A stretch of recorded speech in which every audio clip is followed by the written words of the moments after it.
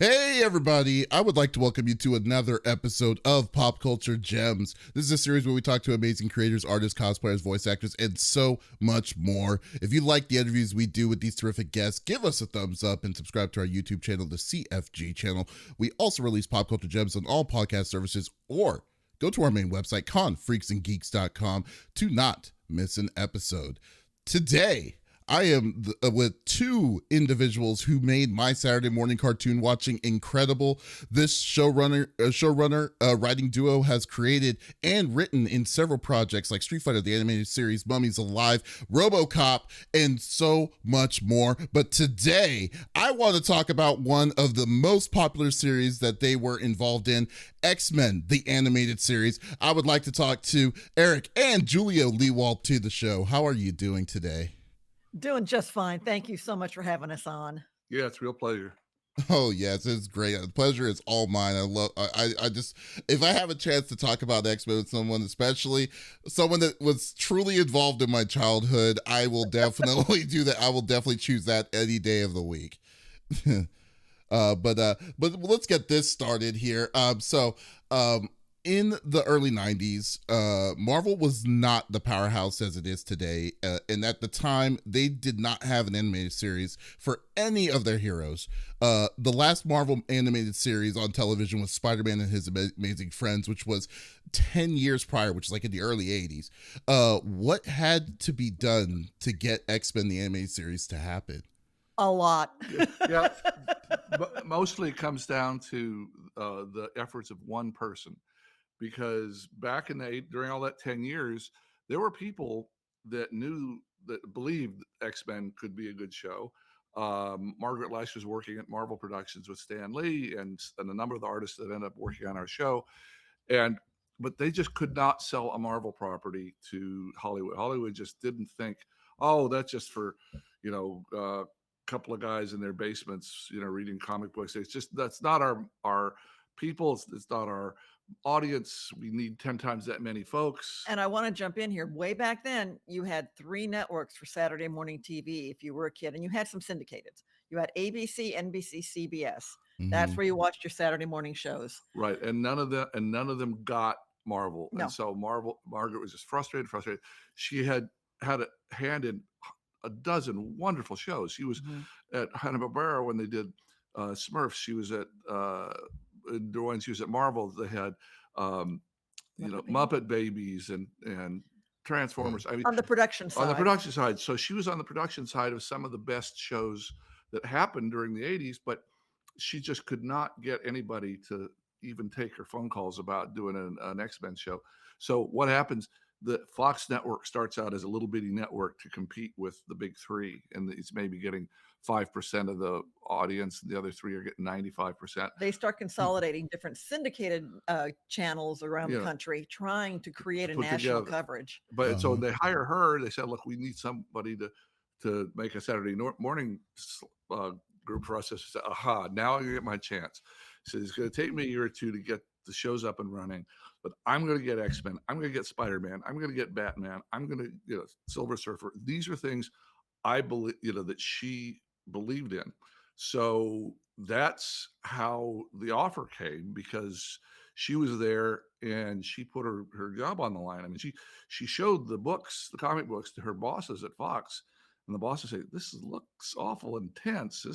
I don't see our children that were selling cornflakes to buying these books or watching this show." And she said, "No, you got to believe me." And they said, "Well, if it flops, you're gone." And she said, Okay.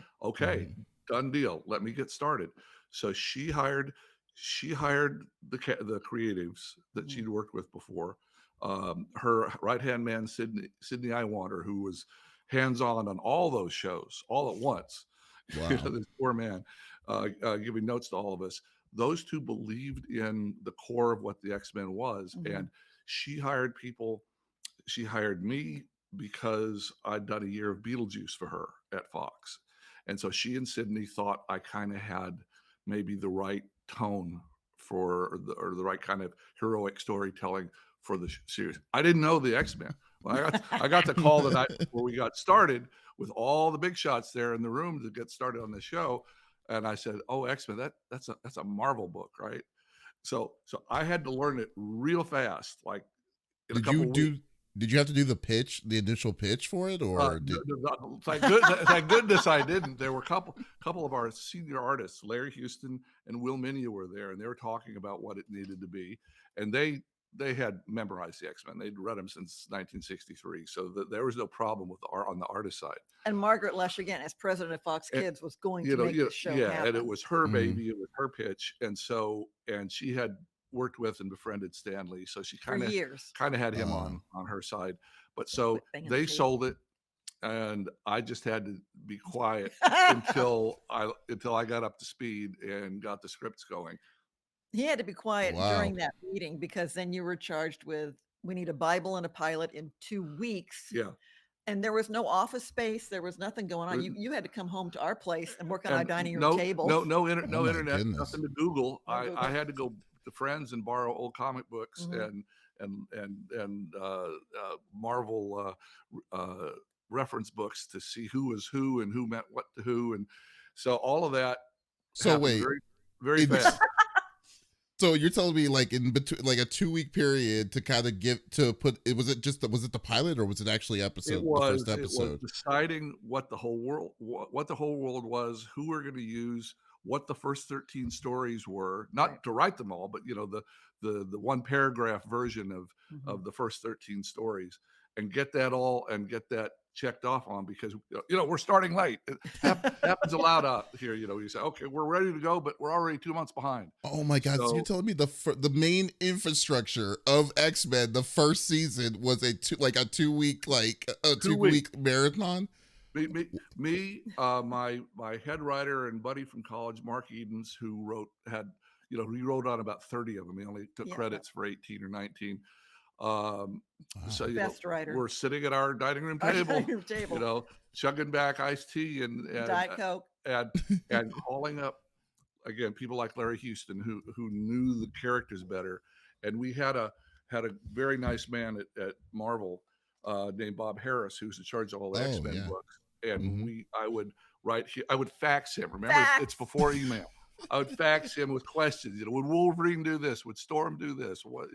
What side of Rogue can I ask this question about? And so yeah, we got that all going, and it was the good part about working so fast was there was no time to second guess it. And the folks at Marvel, they were small staffed. You're right. They were they're 3,000 miles away In New Mhm. York. and they were all working 60, 70-hour weeks just to get the comic books out. They didn't have a lot of time to worry about what we were doing with their show. There was no internet. There was no Google. There were Yeah. telephones, and they shut down Yes. at 5 o'clock on a Friday, which was 2 o'clock our Two, time. yeah, like 3 And hours then ahead of the you. weekend was over. So So- for good or bad, Wow. it was kind of left in our laps. And nowadays it's crazy to think about it, because Marvel is this multi-billion-dollar company, and I'm sure they don't write a comma or dot a period without 7 different people making sure that it fits in the MCU.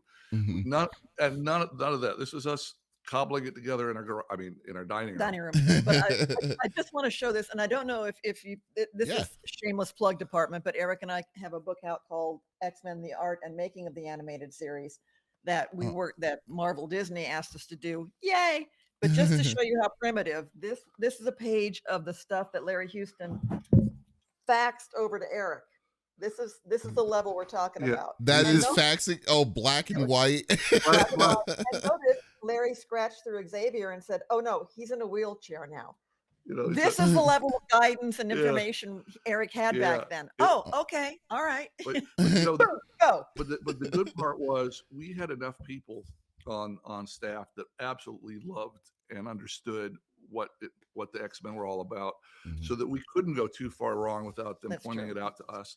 And we, on the other hand, on the writing staff, most of us are just focusing on how do we make the best 22-minute television show out of these characters. We were worried about adapting certain episodes, with one exception, the Days of Future Days of Past, Future which Past. Yeah. she and Bob Skier were on. Mhm. But for the first 26 episodes, it was basically what's the coolest rogue story we could tell? What's the most intense beast story we could tell? And then we just start picking bits and pieces from these reference books or from fans' memories or just made stuff up out of whole cloth. And what that did was since we spent a lot of time taking stuff where we could find it, the fans were satisfied. But the people who didn't know the books, which we were warned was going to be 80 or 85% of our audience, who would have no idea what X-Men were, they could enjoy the story just as a heroic story as they were gradually getting to know who and what the X-Men were all about. So there was this nice it was dumb luck on our part. We've been involved in dozens of shows, over the years. We met at Disney TV Animation nice. as writers side by side. And there are 100 things that can go wrong with a show, and just this one was magic. It was the right people, the right artists, the right executives, the right year, the right network. It sounds like the perfect storm. I mean, because like you were saying, like you said that the people that were backing you, especially the main person that was backing you, was the president of the studio itself. And that's pretty unheard of nowadays for this kind of thing. And I want to jump in and say she had been at Marvel and had been banging the drum for an X-Men animated series for quite a few years. And she managed to scrap together enough money to produce what she'd hoped would be a pilot for an X-Men series. And she was working with Will Mineo and Larry Houston on this. Called Pride of the X-Men. It was it was a one-off. But there were so many folks above her at that point. No, put this in. No, change that. No, do this. We can tell you why Wolverine's Australian in that one if you want to know. Yes, actually, that's what I was going to go into, because that was my second question. Because I was like initially the pilot of the anime series was Pride of the X-Men, and it was aligned. It was aligned more with the playable characters in the X-Men arcade game that came out back in like '92, the Gigantor 6-player one. Some characters like Dazzler and Nightcrawler were replaced when the first season came out. You know, it was replaced with like Rogue, Gambit, and stuff like that. But I kind of wanted to know, like, why did y'all like change up the team so much from the pilot? Well, okay, the pilot, just so you know, they were separate companies, and the pilot came out in I think 86 or 87. So that's like 6 years spread in, and that was, and the people that Margaret and Sydney and Will Mineo and a lot of the Larry artists, Houston, all sorts of people worked on that, and they all thought of it as something that didn't work. So when it came time to do the new show, which we thought of as separate, I'd never seen it. You know, I obviously watched it as soon as I got the job, but I'd never seen it, so I didn't have anything to do with the original one. But they looked back on it and said, you know what?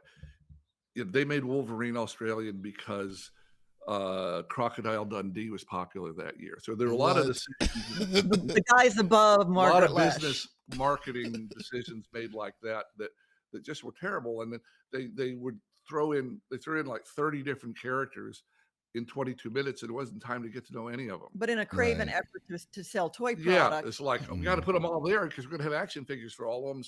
So the problem with Pride of the X-Men was it wasn't thought through as a real pilot for a real series. It was more a promotional tool.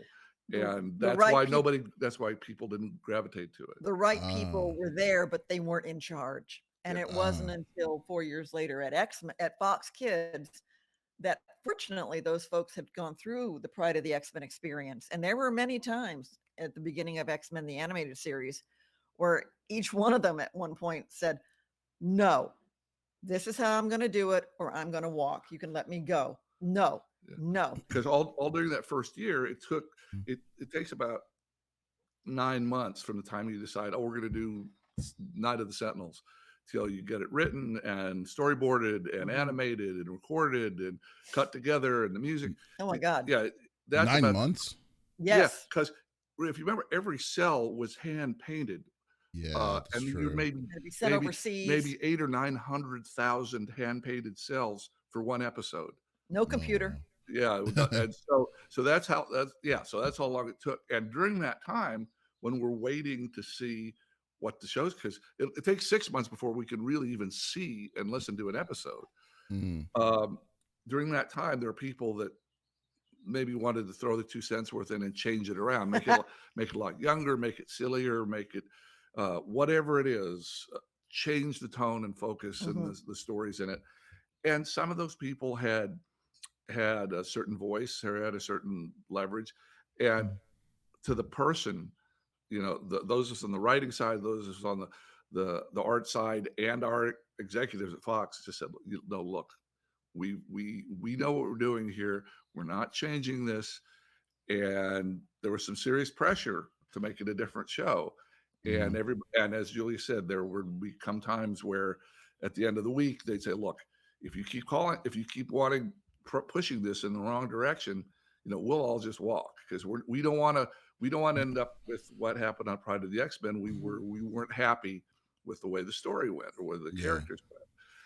And it was like that almost had to fail to get everybody to be able to say, not again. This time we're doing it our way, and if it falls, it falls, and we all walk away. But we're not changing it. I mean, some of the decision making that y'all did in that in that series, it was like, I mean, for a kid series, it was pretty serious. It was pretty hardcore. And like I was going to say, one of my other questions was like the thing. I'm actually surprised, because when you said that the structure of the first season was in 2 weeks, it just felt like you made the continuity make it look like it made sense. Like it made sense from episode 1 to episode 13 of the first season. And like it looks like it would have been like it was like something that you did for months or something like that, or for that kind of coolness. Well, and Margaret Lesh had been I want to do the X-Men, and her higher up saying, we will give you 1 season, and if this just assume it's 1 season, because everyone had bet that it wasn't going to work. So when you were hired to do 13 episodes, boom, and that's it. Just do 13. So when you and Mark sat down, it was, what are the best 13 episodes, the strongest that we can tell to introduce X-Men to a world where 95% of the people didn't know who the X-Men were. And that was all you got. Yeah. And it's funny looking back at it, all of us creative folks were let go in, let's say, July. Yeah. When we done our work, and it was going to premiere in September, but there were production problems. It ended up being like twice as difficult a show to produce as people had imagined and people had budgeted. Yeah. So they had to dig up a little more money, and they had to work overtime and get the show right. But we were let go, and we started Exo Squad while we're waiting to see if anybody was going to watch our show. So it didn't properly premiere till January 8th of 93. And on that day it premiered, and it was already, it was number 1 to start off with. And that way, the nice thing about it was we didn't get any more of those calls about changing it. Yeah. As soon as it's a success, everybody always loved it from the start. But since we'd been let go and we were working on another show, Mark and his brother Michael and I worked on Exo Squad for 3.5 months while we were waiting for X-Men to premiere. Some of us could come back. Mark and Michael missed about half a year of writing for X-Men because they finished up Exo Squad. They stayed. Will Mineo stayed over with Exo Squad. Will was the head designer of that. But Larry came back, and I came back, and Julia came back, and so enough of us came back that the second season went great. Well, that's good. Okay, on a personal note, the second season did go great, but as a writer, let me tell you what happened. Give you a little Hollywood story, a little Hollywood, little Hollywood hard truth. So it took 4 different places to come up with the money to make X-Men. There was not a studio like, say, Warner Brothers for Batman or Paramount for Star Trek. So 4 different things small companies put together to make the money to make X-Men. And when second season came around, the person with the purse strings to cover the writers and other costs, Saban Entertainment, hi, I'm Saban. Hey, we've got a second season, yay. And on the writing side, we're like, it's a hit show. It's number 1 show. We're going to get a big bonus. Woohoo! Yeah. And instead, we were each informed, it's a hit show. I've got a line of writers out the door who want to write for it. You'll take the script for $500 less, or I get someone else. What? Huh? So the writer script he's cut by $500 for delivering this guy his first number 1 show in his life, and it was it was a sad day, but But Eric, to his you credit, know, as a gentleman and a scholar, I covered it because they didn't cut my fees, but I covered it for the next 13. But that's Unbelievable. that's a cold introduction to Hollywood. yeah, That is an incredibly cold introduction to Hollywood. What the like? Oh, congratulations! You done something that was like destined to fail, and you made something brand new, and it was a gigantic hit. But we feel like we could pay you less to hit that magic again. That's crazy. yeah. What? So there you Wow. go. Oh my God. Well, how how involved was Stan Lee or Marvel themselves during the production of the series?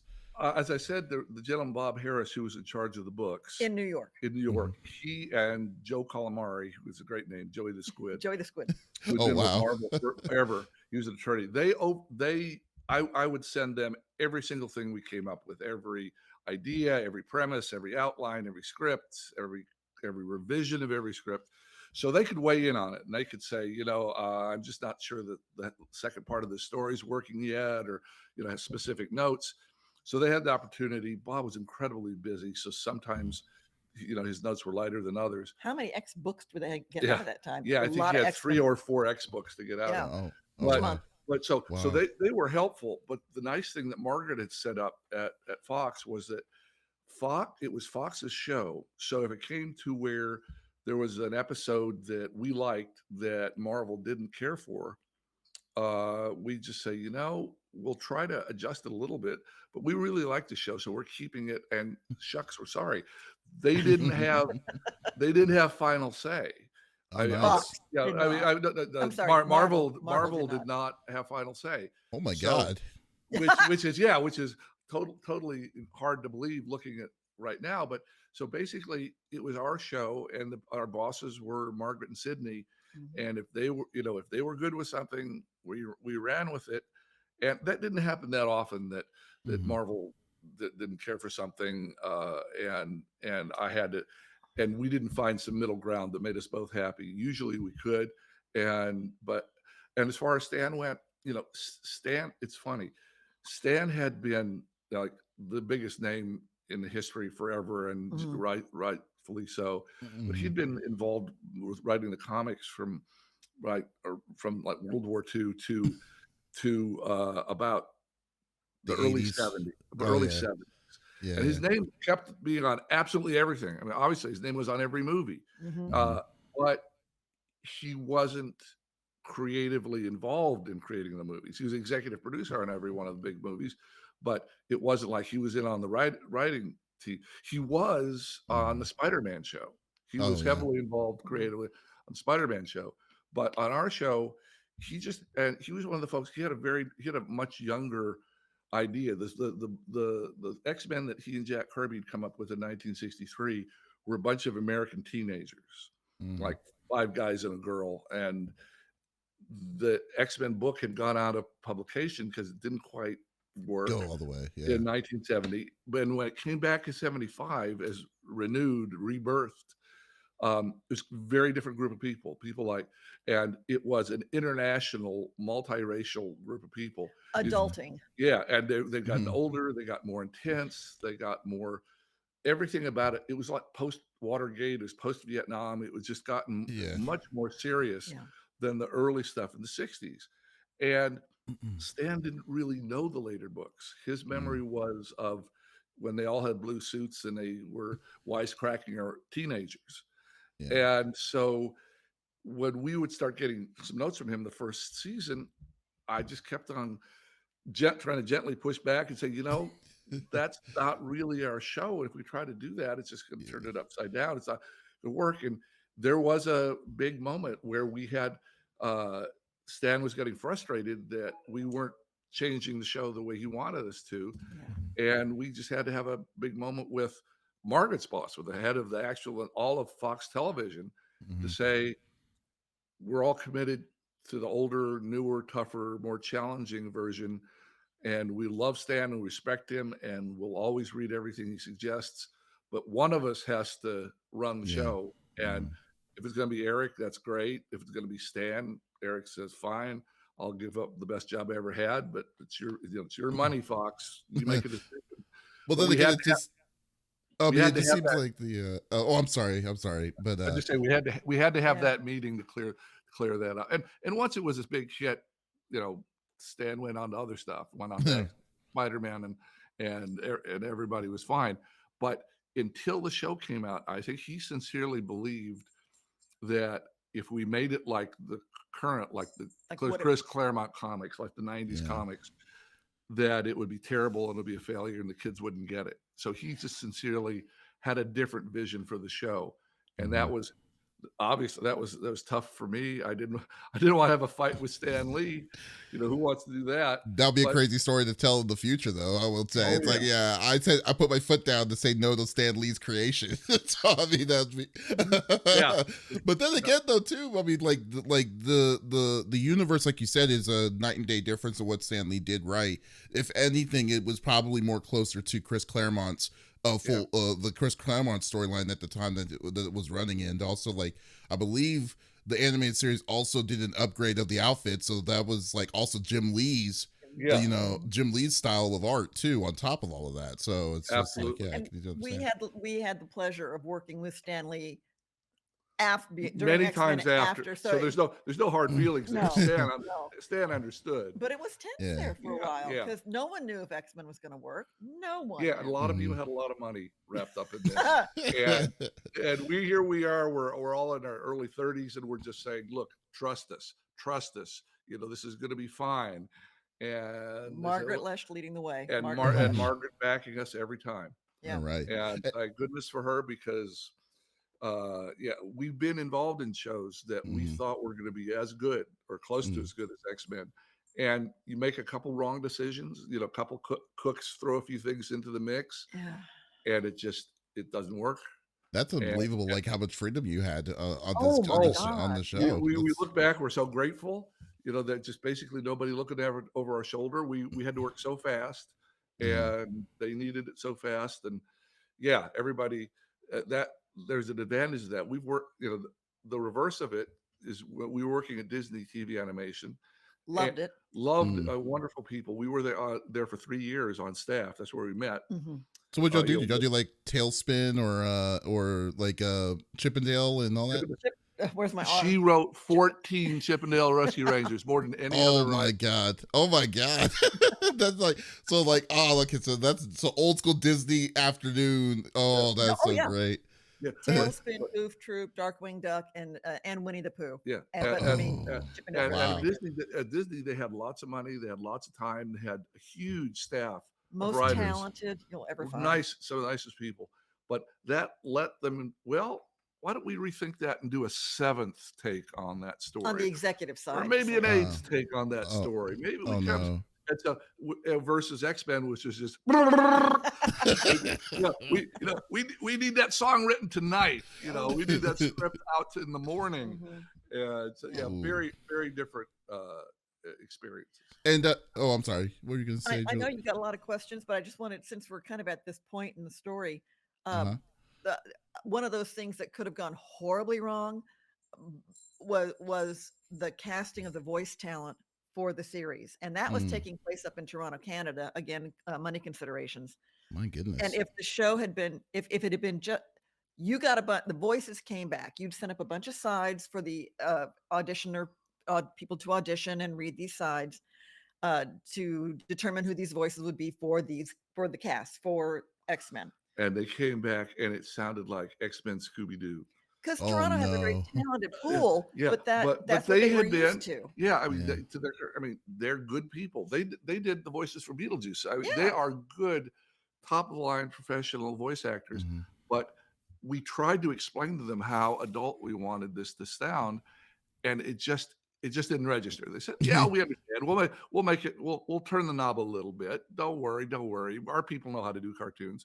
So we got this really cartoony X-Men back. I thought, "Oh God, it's over. It's dead. It's finished forever." So Larry Houston and Sidney and Rob and the people from Marvel, right? Bob Harris and Joe Calamari, went up and just sat for 2 weeks with folks in Toronto and recast the whole thing Re-auditioned dozens of Re-auditioned people. dozens. Oh my And goodness. even went up there saying, look, don't just ask your cartoon people.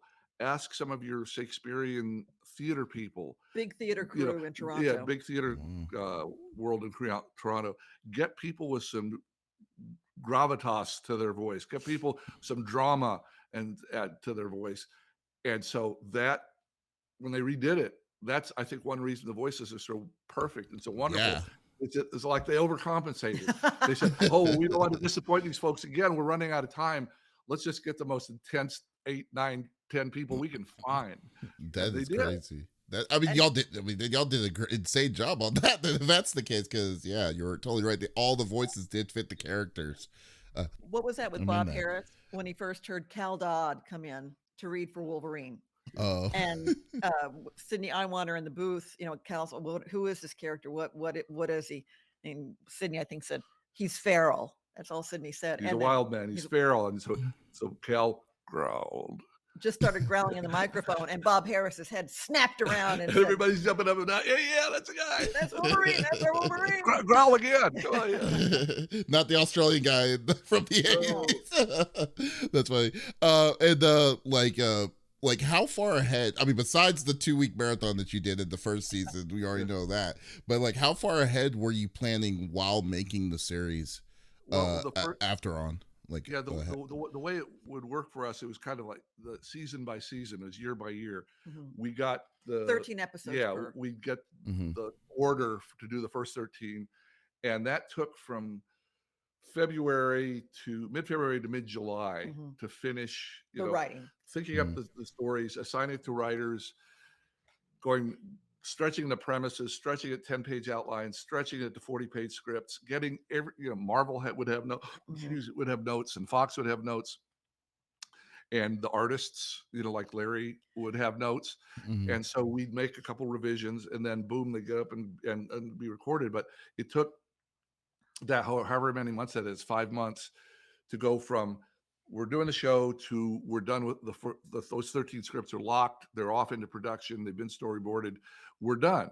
Mhm. Mhm. And so we had it planned out that far. And as I say, at that point, they laid us off because they didn't want to be paying our salaries while they waited till January for the show to premiere. Then as soon as the show premiered and it's a hit, they said, okay, well, we're going to hire everybody for a second season.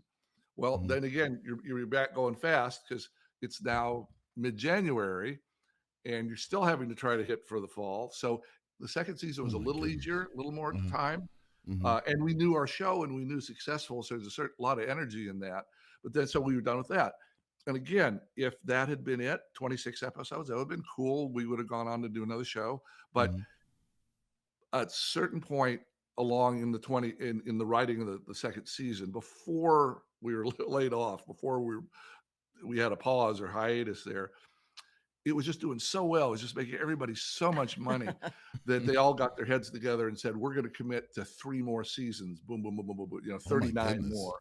Wow. And so at that point, it was, I think it's August that year, we all got up, but all of us out here in California got up and plane and went to Eric and Mark Edens and Sydney Iwander and Larry, and we went to New York New City. York to see Marvel, and we Mhm. hung out for a couple days and said, okay, we have 2 wonderful seasons here, and everybody's happy, and we've laid out this world. Now, Marvel, have all your people, tell us who haven't we used yet that you'd love for us to use? What stories haven't we done? And so at that meeting, they said, okay, the Phoenix and the Dark Phoenix. Mhm. So boom, that's 9 done. right there. Okay. Yeah, Yeah. I was thrilled. My job is to figure out those 39 episodes, and I was just handed 9 on a platter. Okay, there's 9 of them. I don't have to worry 9 of about crown those. jewels on a And, platter. Oh, no but kidding. beyond that, they said, okay, we'd like to see, this Mojo or Yeah. Weird Like World. Death Strike or Nightcrawler or we want to see more with Juggernaut or whatever. They had a list of suggestions, and some of them worked out and some of them didn't. Mhm. But Mhm. that was a kind of a recharging. Like, okay, we've done the 26, and now boom, and they give us more time.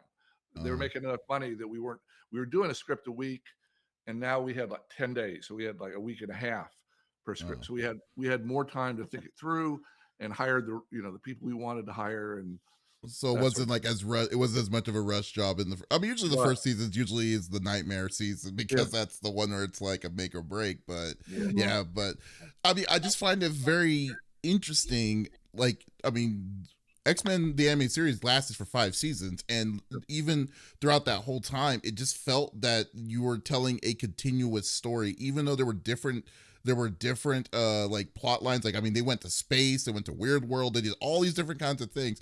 They like the time when you go at the very beginning of the episode where you hear previously on X-Men, then it's like it just rewinds. It's like stuff from even all the way back from the first or second season, and it'll be like, oh, this makes sense. So this person's doing this because of what happened like years, like the first time and stuff. It's like Yeah. all of it connected really well. So I was like, this is amazing that y'all were just able to do all of that, you know?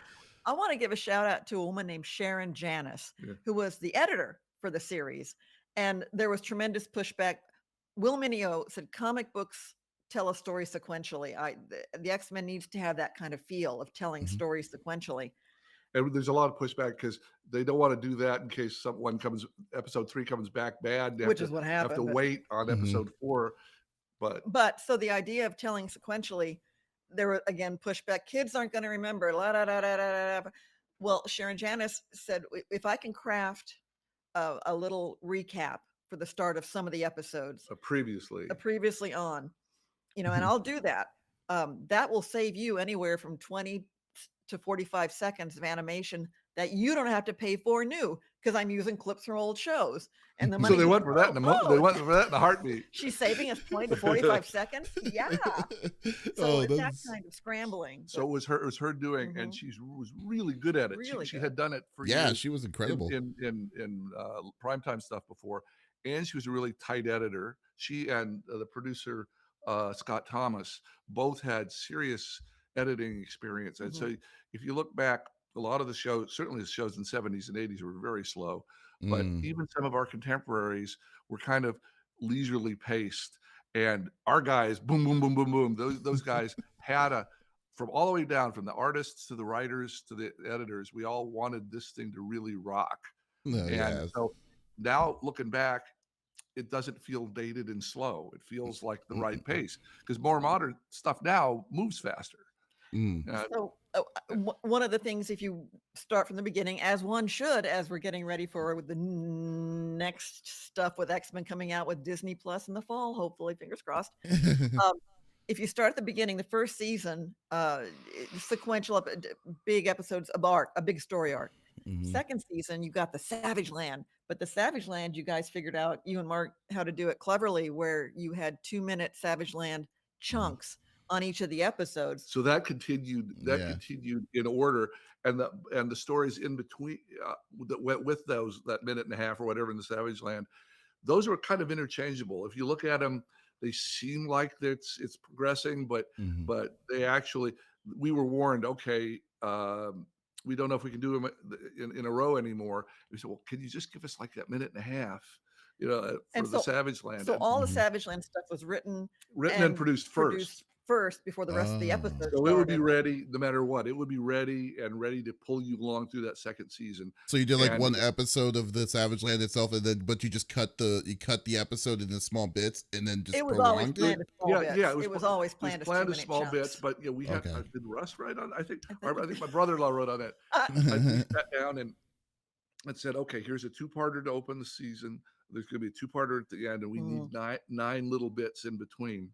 Mhm. And so we sat down and wrote the 9 little wrote one script that had the 9 little bits in it, Mhm. and it progressed from A to B to C to D to E to F, and that was fun, and it connected that second season for Right. everybody. Wow, that's cool. And I mean, some of the episodes were pretty hardcore, like I said, for kids itself, especially especially for a kids cartoon itself. So like, for example, in the first episode, the very series premiere of of X-Men itself, it's like you killed off from the team like that we just gotten introduced to maybe 10 or 15 minutes prior to the episode, the shapeshifter morph. Like, Yes. I just like I was like, what is going on? Like when I was a child, I was like, oh, okay, cool, because I didn't know X-Men either when I was a kid, and then I just saw the dude with the claws was good friends with this man that morphed into different things, and then you just decided to do that. I was just like, how much freedom did you have? Like that was like to because you will never see something like I don't think you'll ever see like okay, it's time to let's just kill off one of the main characters on the main team that you're pushing. You know, like Well, how much freedom did y'all have? here we are 30 years later talking about that very point, and I remember when you brought that up, the idea of you didn't want it to be like every week it's a reset, everyone, the fights don't matter. You wanted Hmm. consequence. You wanted the heroic struggle or heroic sacrifice. And you and Mark suggested we need to kill an X-Men in the opening sequences so people know the stakes are real, that bad things can happen and consequences matter. And I'm going, good luck with that, getting that passed. But another To her shout out credit, yeah. to Hmm. every network has a broadcast standards and practices person or your censor. Avery Coburn was the person at Fox Kids who was in charge of those decisions, and her word was law. If she didn't want it, it wasn't going to happen. But you had a real meaningful dialogue back and forth with her. She liked the books. Hmm. She understood what you were doing. Yeah. And so she So she she said, trusted okay. us. She said, "Look, I'm going to look at it. I'm going to see what you write in the script. This can't be gratuitous. It can't be on screen. We can't have this guy dying on screen." And I said, "No, no, no. It's about the heroic sacrifice. It's about the grief of all the survivors when they come together for him afterwards. Mhm. That's why we're having it in there." And she said, "Okay, I'll." And that took about 2 weeks of back and Hmm. forth notes with her to say, "Okay." She said, "Fine. Let the writer go with this, and I'll see what it looks like." And then she saw it. She said, I trust what you've done. I'll see the storyboard to make sure that the artists don't that follow this so that they don't do something that I'm not comfortable with. And I'll be careful all the way through production on this one. But you've got your death, and that Wow. was a big deal. And again, uh, every Th- other censor we've ever worked with would have said no. oh yeah, That bar on other none. shows. And we just happened to have this understanding woman who liked and respected the books and said, "Okay, give it a shot." Who understood what was trying to get done. Yeah. Okay, one more behind the scenes, pull back the curtain here. So, first season, we're all off doing other things. You're doing Exo Squad. You get a phone call saying, "Hey, we're going to do second season of X-Men. Yay." Okay, great. We'll pick up where we left off. Yay, we'll roll forward. And then Sydney Iwanter said to you, but Eric, you know about Morph. Okay, what about Morph? Uh-oh. Well, we had a focus group with a bunch of 7-year-olds, and we asked them who's their favorite character. And they all said, Morph! Because in the pilot, he's friends with everyone. He makes Yeah. everyone laugh, and all the episodes hadn't aired yet. So what? They'd seen maybe 6 episodes, and he's in the first 2, Yeah, and he's funny. and he's funny. Mhm. And so Cindy, he says, "Oh, I know how hard you worked to be able to kill this character. I know how much it meant to you, and it was real. It was real. It was real. But is there any way you could find to bring him back? He died off screen, so maybe this could be like in a soap opera or in a comic book where they didn't really die." Okay. So we were heartbroken for Yeah, about a day, and then we think, well, maybe we could do some cool stories with it. and you did. And it You ended up did. being Man, good. y'all made it into like y'all made like a situation where y'all didn't want to do it to make it amazing because when y'all brought back Morph as Broken Morph, and then it was like a whole different storyline about how Mr. Sinister messed with his mind and things like Yes. that. Yeah, Yes. like it was just like that was another aspect, like you were saying, consequences towards like was showing high stake how level of the high stakes that these X-Men were going through. Y'all definitely did it, and it made y'all. It made it the show grow even more. And I was just like, I loved it. It was just, That's a nice way to put it. I appreciate hearing that because it was those were a few dark moments where it's like, oh my God, it's gonna be, but again, It 30 worked. 30 years It later, worked fine. Yeah. It you know, worked fine. and I the, love, yeah. I mean, no, I love like especially when y'all did like for instance, Days of Future Past. The first part that you Mhm. wrote. Like one of my favorite characters that in the series was Bishop, and what I loved every time, even though it's not comic book, the same one to one. I canon. mean, it's still, yeah, it's like comic book canon. Thank you. It's not like it was still strong enough to stand alone in its own kind of level, Yeah. and the thing that reminded me of Bishop all the time was the harmonica play every time that he comes on screen. And I was like, and then with him with the giant, like, like mullet. His hair Yeah. magnificent, magnificent. It's like Yeah. a lion mane. I just loved it. Well, and I, having written that, I loved Wolverine, who is of a certain age at that point in the future when this is all happening, and just dismissively taking on Bishop and just calling him rookie, and Bishop being this whole grown ass man who is not a rookie in any way, shape, or form, but to Wolverine, who's by then 200 years old, I guess he would have been. But so I very much enjoyed their interplay, and the fact that we've talked about this. If the internet existed then like it does now, Mhm. I'm not sure how comfortable any of us would have been or able to do certain To things. make big changes like that. Because if fans had found out and gone online and said, "Where's Mhm. Kitty Pryde? How dare you? What's going on?" Well, to be fair though, to play the devil's advocate in that, because I was thinking the same thing though too, because I mean, there's certain things that comic books just cannot work on TV. Yeah. And like with Kitty Pryde and that whole situation was weird. I mean, like, how would you be able to, like, show that, especially to explain that to young kids the way that they're expecting? I mean, even in the movie didn't do that. They used Yeah. Wolverine, I Yeah. mean, In my mind, that's when I read Days of Future Past. That was the first note I gave Julia and Bob, the writer. Said, "Look," And Marty Eisenberg. and Marty Eisenberg, say, guys, I know her spirit goes back in this, but I just don't think our audience that it's going to be hard to get across in a more real. TV's more realistic. You're right. There's mhm, something about comic books that you can go with stuff like that. I think it's going to be hard to get across. I think we need a real person going back. And since Kitty Pryde isn't in our group anyway, we're starting without her. I think we have a certain leeway as far as how this information gets back. And that's when we all sat down with Larry and we all decided on Bishop. mhm. And it worked out great. I mean, 'cause, Oh yeah. I think people really enjoy the show, and it was a great introduction to Bishop for us, and we ended up using him on 8 or 10 episodes. Oh Mhm. yeah, definitely. All sorts of so it was just a win-win-win for us. But she's right. We felt confident making changes like that because we had everybody's support. But in 2023, Yeah. it might have been more difficult. It might have been, Lot more red tape. Yeah. A lot more. And was there a story that you wanted to tell that you either was denied or just could not get the opportunity to tell it? Not much. It's Mm, I'm sorry, I'm interrupt, but the team of X-Men was already, you got 8 players plus Charles Xavier. mhm, Just servicing each of them anyway was a challenge. Yeah. So making sure everyone got the story time they There were deserved. writers that loved certain issues of the book that wanted to try to get them in, and we'd take pitches on the premises, and sometimes it would work out, or we'd use part of it, and sometimes we wouldn't. So there were individual writers that had stuff that they really wanted to do.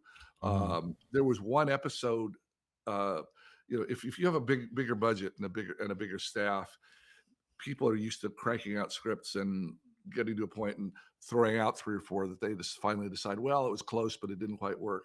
mhm, We had one of those, and it was a Omega Red episode that I believed in, but from to everybody else's credit, from the mhm, beginning, they were giving me warning signs saying, Eric, this doesn't look good. This doesn't look mhm. good. And finally, but I pushed it through and I pushed it through.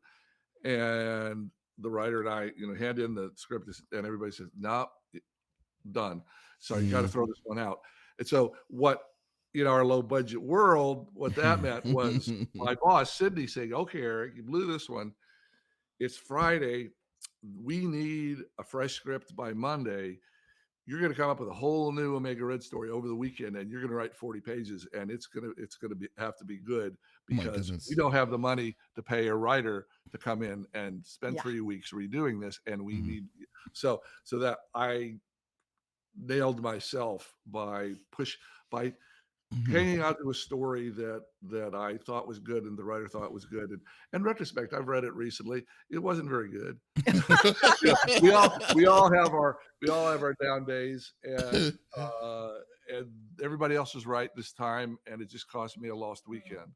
Oh yeah, and I mean, and also there's something that also y'all could probably tell me, can confirm, because I was like, wow, really, this is interesting. I heard this from somewhere, and I want like, is it true that one of the story arcs inspired comic writer Bob Harris, who did Age of Apocalypse, while Funny you should like mention. Absolutely, and was my possibly my favorite episode, and certainly the one I thought was the most inspired one to come up with, called One Man's Worth. Oh Two-parter. yeah, I remember that. And the whole point of it was, it's a time travel show. What would happen if somebody went back in time and killed Xavier when he was in college, and there would be no X-Men?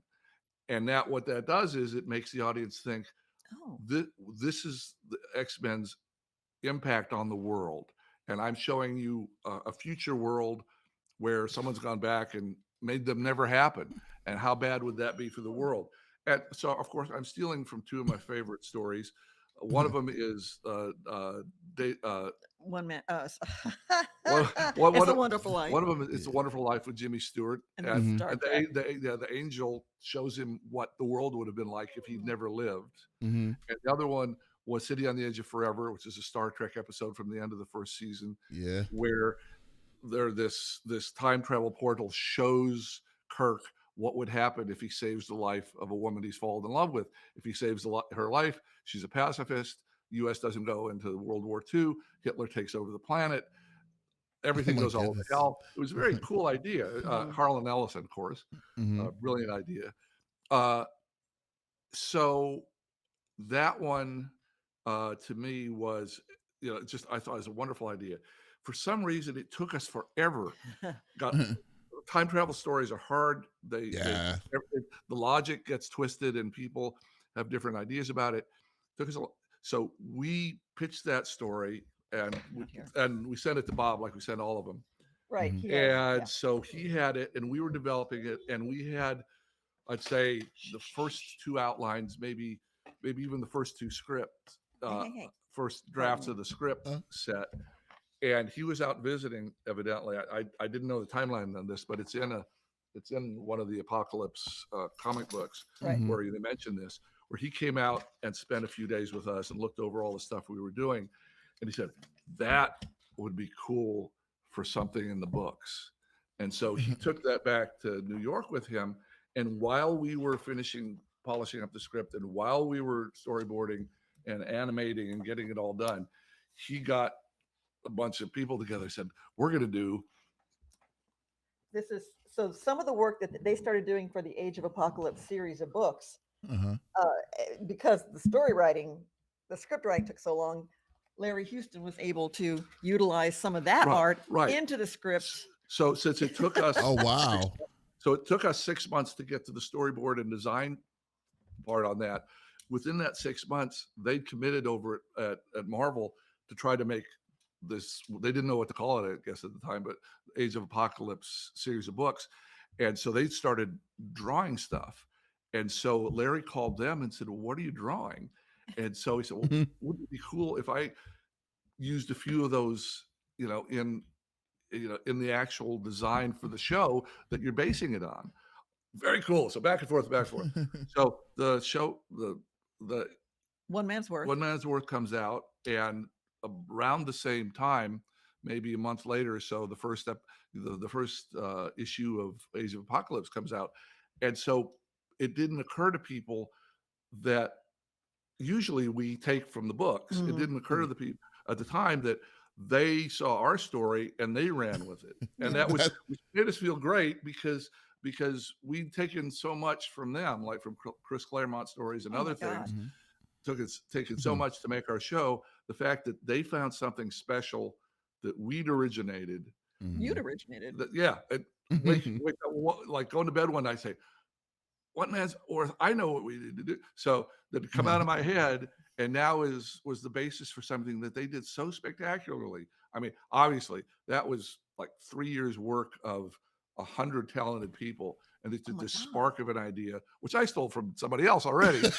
And homage, honey, it's an homage. it's an homage. Yes, And yes. they made it something new and special.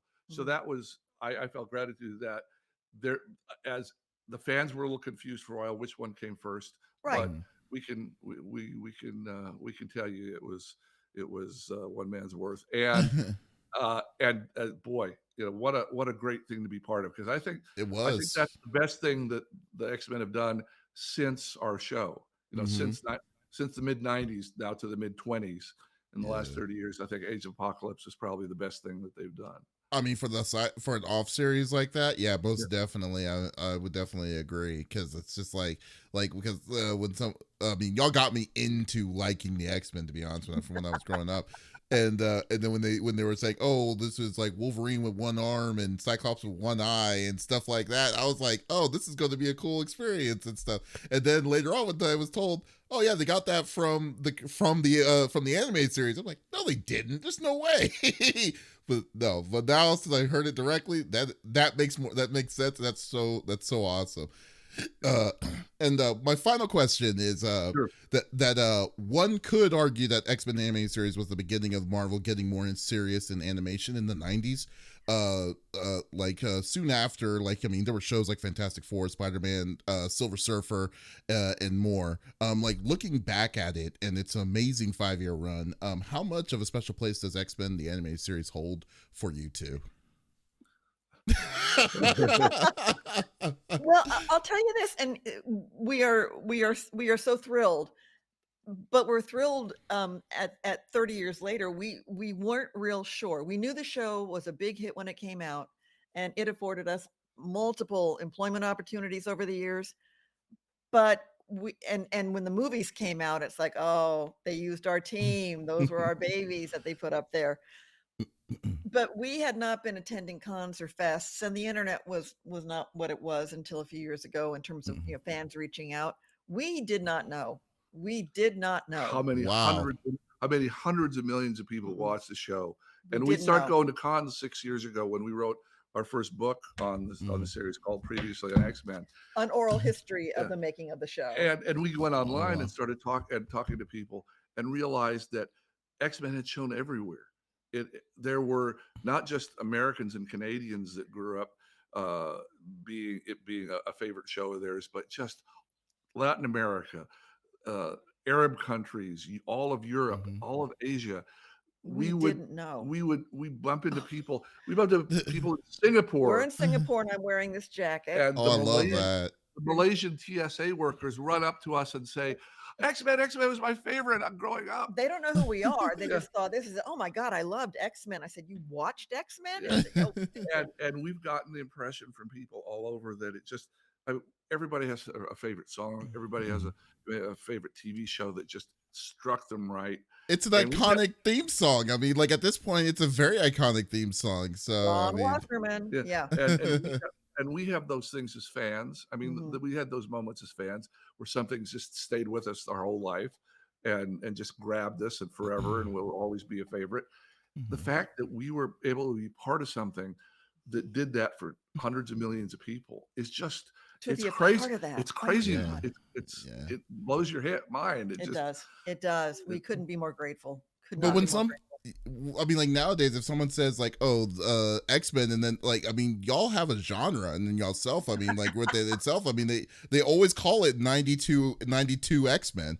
Everything that goes back into the X-Men of the now can be traced back to your series. Essentially, you're essentially the grandfather of all of this that's happening. That's currently happening.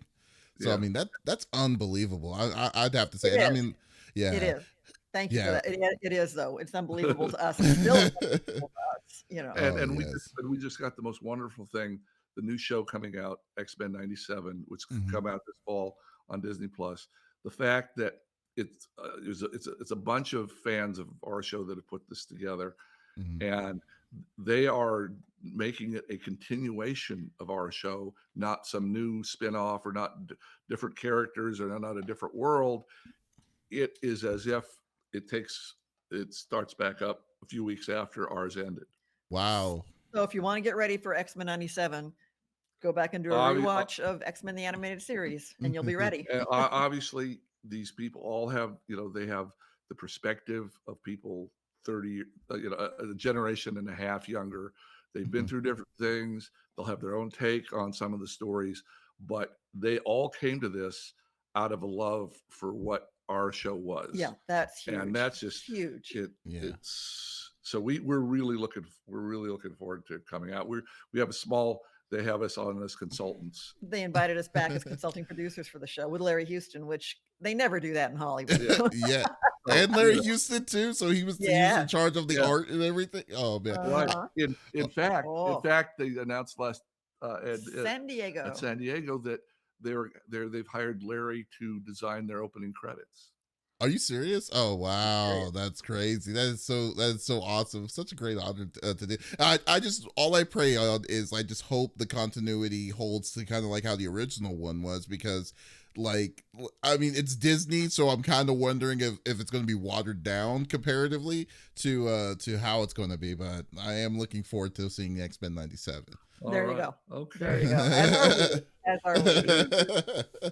I mean, that's my own personal take, but there we go. But Eric, Julia, I could talk X-Men all day with you. But I gotta hold self-control with this. But this is the part, like, if any folks or fans of the series are able to reach out, what is the best place that they could find out and support y'all? I'm on Twitter way too often, and we have a Facebook page. We have an Instagram page. I am on Twitter, and we are always at XMEN TAS, which is for X-Men the Animated Series, but XMEN TAS. And we have a website. We need to get that updated. But please reach out to us, follow us, find us.